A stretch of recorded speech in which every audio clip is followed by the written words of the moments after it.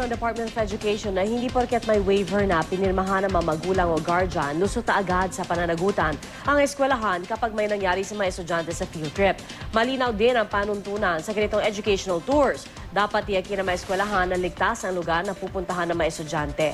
Balita hatid ni Marisol Abduraman. Pebrero nung nakarang taon, namatay ang second-year high school student na si Rio Blanca Ramirez at Pamela Enriquez matapos maatrasan ng bus sa kanilang field trip sa Camp Kapinpin sa Tanay Rizal.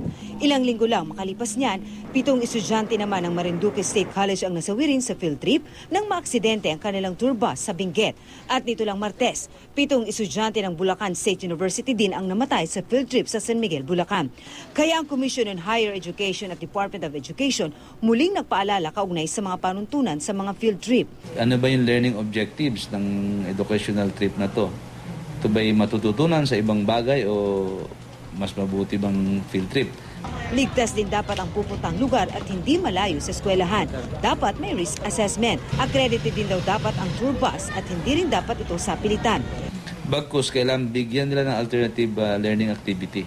Bawa, ayaw niyang sumama dyan, hindi siya pwedeng ibagsak. Importante rin ang written consent ng magulang o guardian na nagpapatunay na pinapayagan nilang sumama sa field trip ang mag-aaral.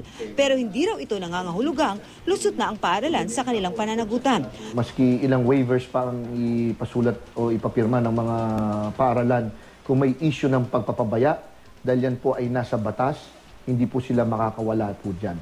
Ang mga education student na ito sa Ninoy Aquino Parks and Wildlife Center ng field trip.